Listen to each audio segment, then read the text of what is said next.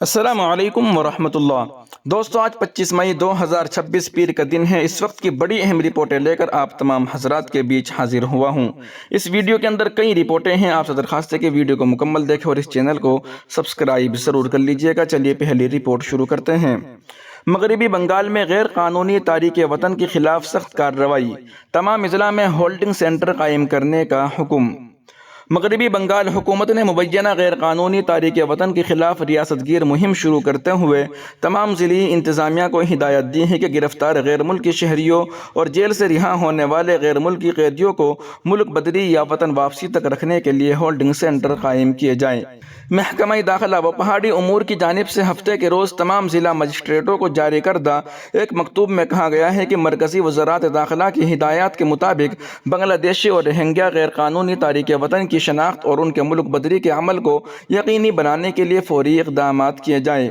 حکم نامے میں کہا گیا ہے کہ اضلاع میں ایسے ہولڈنگ سینٹر قائم کیے جائیں جہاں گرفتار غیر ملکیوں اور جیل سے رہائی پانے والے ان غیر ملکی قیدیوں کو رکھا جا سکے جو ملک بدری یا اپنے وطن واپسی کے منتظر ہوں۔ ریاستی حکومت کی اس کارروائی کو غیر قانونی دراندازی کے خلاف سخت مہم کا حصہ قرار دیا جا رہا ہے۔ وزیر اعلیٰ سویندو ادھیکاری نے بدھ کے روز نبنا میں کہا تھا کہ ریاست میں شہریت ترمیمی قانون CAA سے متعلق ضوابط کو شناخت کرو، نام حذف کرو اور ملک بدر کرو کی پالیسی کے تحت نافذ کیا جائے گا۔ انہوں نے دعویٰ کیا کہ مرکزی حکومت نے 14 مئی 2025 کو مغربی بنگال حکومت کو ہدایت دی تھی کہ بنگلہ دیشی دراندازی کی شناخت کر کے انہیں ملک بدری کے لیے ہی BSF کے حوالے کیا جائے، لیکن سابقہ حکومت نے اس سلسلے میں کوئی مؤثر قدم نہیں اٹھایا۔ ریاستی حکومت کے ایک سینٹر افسر کے مطابق شہریت ترمیمی قانون کے تحت وہ غیر مسلم مہاجرین جو 31 دسمبر 2024 سے پہلے بنگلہ دیش، پاکستان یا افغانستان سے مغربی بنگال آئے ہیں، بھارتی شہریت کے لیے درخواست دے سکتے ہیں۔ ان میں ہندو، سکھ، بدھ، جین، پارسی اور عیسائی برادری کے افراد شامل ہیں۔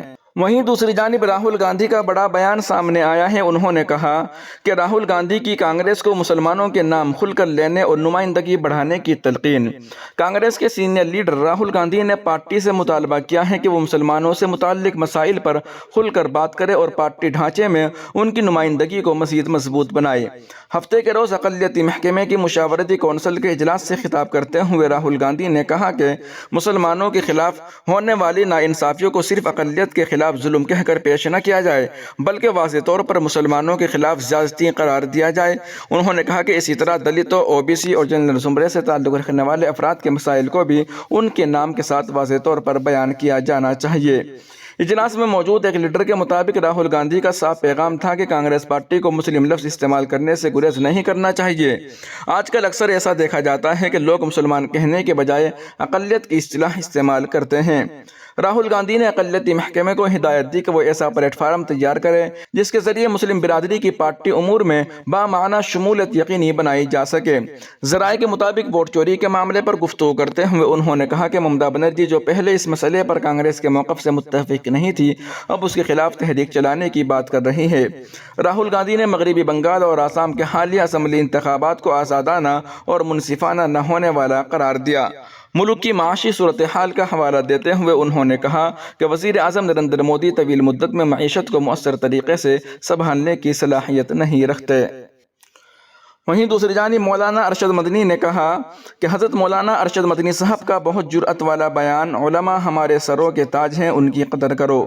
مسلمان نہ کبھی جھکا ہے اور نہ کبھی جھک سکتا، وہ محبت سے جھک سکتا ہے لیکن طاقت، دھمکی اور ظلم کے سامنے اسے کبھی نہیں جھکایا جا سکتا۔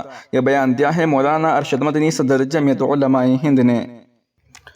مسجد رشیدیہ میں مندر۔ ایک روز حضرت الاستاذ شاہ جہاں نے دارالعلوم دیوبند مولانا عبدالخالق مدراسی نائب محتیم دارالعلوم دیوبند کی زبانی سنا تھا۔ پہلے مسجد رشید کی سطح موجودہ سڑک سے کافی نیچے تھی۔ دیوبند کی جامع مسجد چونکہ بلند سطح پر واقع ہے اس لیے اس کے مقابلے میں رشیدیہ مسجد خاصی نشیبی جگہ پر تھی۔ ادھر آنے والا راستہ بھی ڈھلوان لیے ہوئے تھا، چنانچہ جب بارش ہوتی تو پانی بہہ کر مسجد میں جمع ہو جاتا اور کئی مرتبہ مسجد سے آب آ جاتی تھی۔ حضرت کچھ اس طرح فرما رہے تھے، ٹھیک سے یاد نہیں کہ ایک مرتبہ نہایت شدید بارش اور طوفان آیا۔ میں آدھی رات کے وقت وہاں پہنچا، ہر طرف گھپ اندھیرا تھا، ہاتھ میں فاوڑا تھا۔ میں رشیدیہ مسجد تلاش کرنے لگا مگر وہ نظر نہ آئی، کیونکہ پانی اس قدر بھر چکا تھا کہ مسجد پوری طرح ڈوب گئی تھی۔ حضرت کہتے تھے کہ یہ منظر دیکھ کر میں وہیں بیٹھ کر رونے لگا، ہاتھ میں فاوڑا تھا۔ رات کو اسی سے خدائی کرنے لگا کہ شاید مسجد کا کچھ حصہ معلوم ہو جائے۔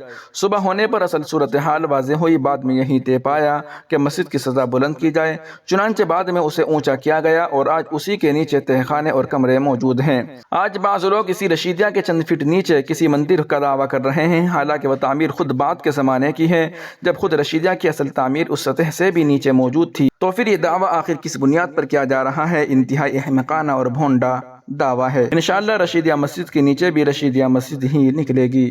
وہیں دوسری جانب کیرانہ کی ایم پی اقرا حسن کی مشکلات میں ہو سکتا ہے اضافہ۔ یو پی پولیس کی بڑی کارروائی، ان دفعات میں FIR درج۔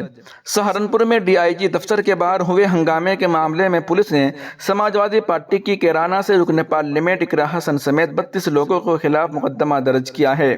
اس کارروائی کے بعد ضلع کی سیاست گرم ہو گئی ہے۔ پولیس نے 7 لوگوں کو نامزد کیا ہے، جبکہ 25 نامعلوم حامیوں کو بھی FIR میں شامل کیا گیا ہے۔ اطلاعات کے مطابق بدھ کے روز رکن پارلیمنٹ اقرا حسن اپنے حامیوں کے ساتھ سہارنپور واقع DIG دفتر پہنچی تھی۔ اسی دوران ان کے ساتھ کچھ حامی دفتر کے باہر سڑک پر جمع ہو گئے۔ الزام ہے کہ حامیوں نے مین روڈ پر جام لگا دیا اور زبردست نعرے بازی شروع کر دی۔ پولیس کا موقف ہے کہ سڑک پر لمبا جام لگنے کی وجہ سے کافی لوگوں کو پریشانی ہوئی، کئی گاڑیاں گھنٹوں تک پھنسی رہی اور نقل و حمل پوری طرح سے متاثر ہو گئی۔ موقع پر پولیس اہلکاروں کو بھی تعینات کرنا پڑا تھا۔ پولیس نے لگائی یہ بڑے الزام۔ سول لائن چوکی انچارج کی تحریر پر صدر بازار تھانے میں FIR درج کی گئی ہے۔ پولیس نے معاملے میں کئی سنگین دفعات لگائی ہیں۔ الزام ہے کہ احتجاج کے دوران سرکاری کام کاج میں رکاوٹ ڈالی گئی، عوامی راستے کو روکا گیا اور حکم امتناعی کی خلاف ورزی کی گئی۔ اس کارروائی کے بعد سہارنپور اور آس پاس کے علاقوں میں سیاسی ماحول گرما گرم ہے۔ سماجوادی پارٹی کے کارکنان میں ناراضگی دیکھی جا رہی ہے۔ پارٹی لیڈران کا کہنا ہے کہ احتجاجی مظاہرہ جمہوری اختیار ہے، جبکہ پولیس کا دعویٰ ہے کہ قانون ہاتھ میں لینے کی اجازت کسی کو نہیں دی جا سکتی۔ اب اس معاملے سے متعلق انتظامیہ اور سماجوادی پارٹی لیڈران کے درمیان بیان بازی تیز ہونے کا امکان ہے۔ وہیں آخر میں اس اہم رپورٹ کو بھی سنتے چلے۔ میں نے اسلام کیوں قبول کیا؟ قبول اسلام کی کہانی اٹلی سے حج کرنے آئے حاجی کی زبانی۔ اطالوی عازم حج محمد لوکا، جو خادم حرمین شریفین پروگرام برائے حج، عمرہ اور وزٹ کے مہمان ہیں، جسے وزارت اسلامی امور و دعوہ و ارشاد کی جانب سے نافذ کیا جا رہا ہے، ان کا کہنا ہے کہ اسلام قبول کرنے کے ان کے سفر کا آغاز بچپن میں ٹی وی پر پہلی مرتبہ اذان سن کر ہوا۔ سعودی پریس ایجنسی SPI کے مطابق لوکا نے بتایا کہ 12 سال کی عمر میں جب انہوں نے پہلی مرتبہ اذان سنی تو اس کی روحانیت اور سکون کی وجہ سے ان پر شدید اثر ہوا۔ اس کے بعد لوکا نے اسلام کے بارے میں پڑھنا شروع کیا، اس کی تعلیمات پر تحقیق کرنا شروع کی اور دین کو قریب سے سمجھنا شروع کیا۔ انہوں نے بتایا کہ سیکھنے اور تلاش کا سفر کئی برسوں تک جاری رہا، یہاں تک کہ انہوں نے پورے دل اور یقین کے ساتھ اسلام قبول کر لیا۔ انہوں نے بتایا کہ اسلام سے ملنے والا سکون اور وضاحت وہ توجہات تھی جس کے باعث انہوں نے زندگی بدل دینے کا فیصلہ کیا۔ لوکا کہتے ہیں کہ خادم حرمین شریفین کے پروگرام برائے حج، عمرہ اور وزٹ کے تحت حج کرنا ان کی زندگی کا سب سے بڑا روحانی تجربہ ہے۔ انہوں نے مملکت پہنچتے ہی ملنے والی خصوصی دیکھ بھال اور توجہ پر بھرپور شکریہ ادا کیا اور انہوں نے جامع سہولیات اور غیر معمولی انتظامات کی تعریف کی جنہوں نے زائرین کو تحفظ اور روحانیت سے بھرپور ماحول فراہم کیا۔ اطالوی عازم حج نے مملکت کی جانب سے حرمین شریفین کی خدمت اور عازمین کی دیکھ بھال کے لیے عظیم الشان کوششوں کی بھی تعریف کی۔